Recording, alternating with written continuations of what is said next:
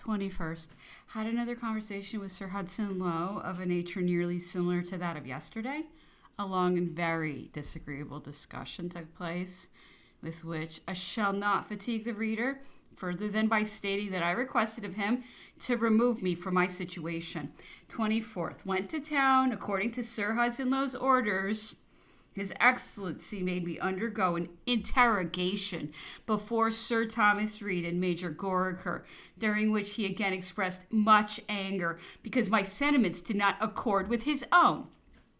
Finding that Sir Hudson Lowe made me in a manner responsible for all Napoleon's actions and expressions, and took every opportunity of venting upon me all the ill humor he could not personally discharge upon his prisoner, and perceiving that all hope of accommodation between the parties had vanished when Admiral Malcolm departed, and that all my efforts to ameliorate the situation of the captive were fruitless, I determined to confine myself as much as possible to my medical duties and to avoid all unnecessary communication with a man who could not avail himself of his irresponsible situation as a means of insulting an inferior officer. August 2nd, went to report Napoleon's health as usual. Saw Napoleon on my return, who observed that he had seen the papers. Some extracts from a work written by the Duc de Rovigo detailing several circumstances relative to Pichegru, right, etc. He lamented the death of Real and remarked that Savary and Real were the persons, especially Real at that time. The Duke of Rovigo was not in a situation to enable him to know personally the circumstance relative to those two, who from their employments knew the names of the jailers, turnkeys, gendarmes, and others, and could say, such a man was present, let him be examined. Perhaps he is now in the service of the king. In the exalted situation which I occupied, I could know nothing of these minute details.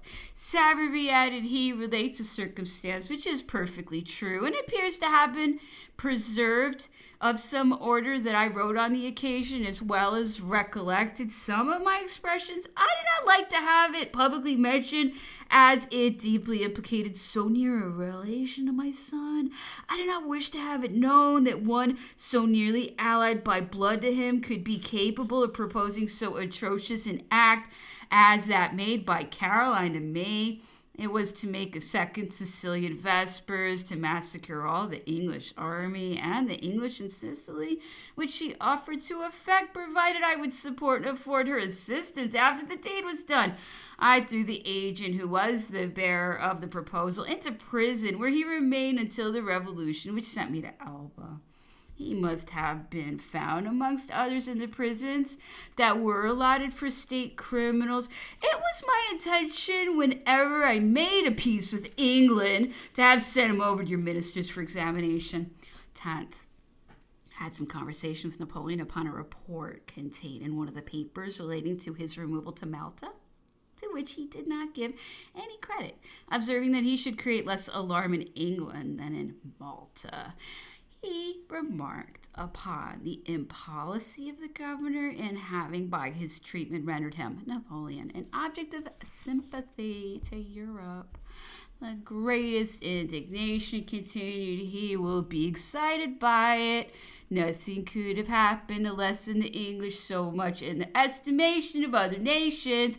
It will confirm them in the opinions of your government, which the emigrants who return from England have disseminated. They return filled with hatred against your ministers, whom they accused of having acted in the most parsimonious manner and descending to the most minute and unworthy details. That they certainly furnished them with money, but so barely as merely to keep them from starvation, that they should have been truly wretched had it not been for the generosity which they experienced from some private individuals, many of whom they allowed to possess great liberality. The emperors of Austria and Russia and the king of Prussia, added he, have all three told me that I was much mistaken in believing that they had received such large subsidies from England. They alleged that they had never obtained more than one half of the sums which they were nominally supposed to have received. through the deductions made for freightage, poundage, and numbers of other charges, and that frequently a large portion was paid in merchandise. Those sovereigns complained greatly of the conduct of your ministers, and I am inclined to believe, with some reason, here, through a mistaken and scandalous parsimony, they have counteracted their own views, which were that as little as possible should be said of me, that I should be forgotten, but their ill treatment and that of this man has made all Europe speak of me. He formerly thought that nothing which passed here would be known in Europe. He might as well have attempted to obscure the light of the sun with his hat. There are still millions in the world who are interested for me. Had your ministers acted wisely, they would have given a carte blanche for this house. This would have been making the best of a bad business, silenced all complaints and attempts made for me, and in the end, with such men as Cockburn and Malcolm, would not have cost more than 15 or 16,000 a year. But this blank, c'est un homme qui a les manières nobles, l'esprit astucieux et le cœur méchant. Cockburn au moins avait la marche droite et sincère. C'était un homme, en anglais, mais mon Dieu, cet homme-ci, la nature l'a fait peu un mauvais bureau. That undersecretary doubtless said to Lord B, J'ai trouvé votre homme. I have little doubt, but Blake's intentions at first were by a series of ill treatment to force away every Frenchman from about me and to induce me to commit suicide or to have me altogether at his disposal. The force of public opinion has made them change a little afterwards. If the emperors of Austria and Russia, continued Napoleon, were to make me offers of whatever money I pleased, I would not accept it. J'ai eu la sottise to put myself in John Bull's hands, and I must swallow whatever pill may be prepared for me. In reply to an observation of incredulity expressed by me as to the correctness of his supposition of the probable intentions of those who sent him to St. Helena, he observed, Dector, a man must be worse than a blockhead who does not perceive that I was sent here to be blank, either by natural effects of ill treatment combined with the badness of the climate, or by the probability of my being induced to commit suicide, as I have said, or by blank. Were I in England, added Napoleon, I would receive a few visitors and never speak upon political subjects. Here I do, because I am here and am ill-treated, to live quietly, to enjoy occasionally the company of some savants, to take a ride now and then, reading and finishing my history, and educating my son would form my occupations. Here the want of books greatly retards the advance of my works. He informed me that the governor had sent answers to the letter which had been written about the Chinese articles and to the gunner, but that he had ordered Bertrand not to bring them to him until he asked for them. Saw his reply to Lord Bathurst's speech, commencing in the following manner. The bill du Parlement anglais n'est ni une loi ni un jugement, and proceeding to compare it with the prescriptions of Sylla and Marius, aussi juste, aussi nécessaire, mais plus barbare. That Sylla and Marius issued their decrees avec la pointe en gueule sanglante de leurs épées, but that of the English Parliament was issued in time of peace and sanctioned by the scepter of a great nation.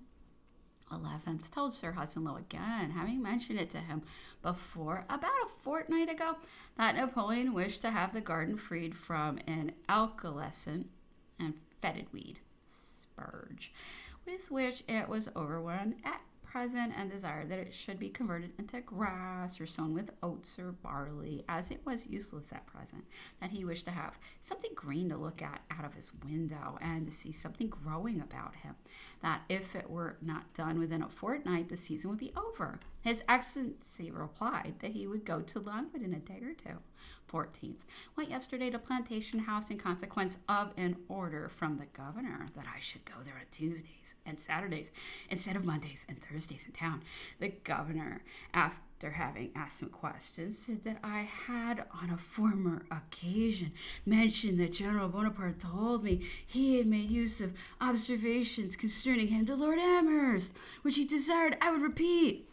Although I foresaw the consequences, I did not think myself authorized to refuse, as I had been permitted to communicate them to him, and having previously warned him that what he insisted upon might cause an excess of irritation, I therefore repeated what Napoleon had observed, viz.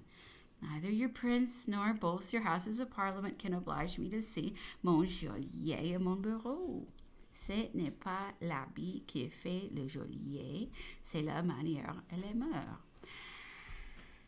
Sir Hudson walked about for a few minutes, looking very angrily, and asked me to give him General Bonaparte's reasons for making use of such expressions. Napoleon called him an executioner and a jailer. I replied that this was out of my power. He then began, as I had foreseen, to vent upon me all the ill humor which he entertained towards the author of the epithets, brought up the old affair of the Scotch newspaper, and concluded by saying, "You are not authorized, sir, by me, to communicate with General Bonaparte on any other subject than medical subjects, and if you hold any others with him, it is at your own peril, unless you make such communications known to me, and thereby free yourself from responsibility. Your business is not to act from your own judgment or discretion, but to ask what you may be permitted to do."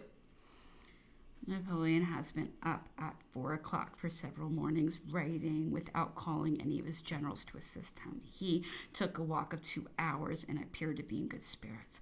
Saw him on his return in the billiard room. Had some conversation about Egypt and some of the characters who had accompanied him there. He mentioned one Poussière or Poussière who had served under him during the campaigns of Italy.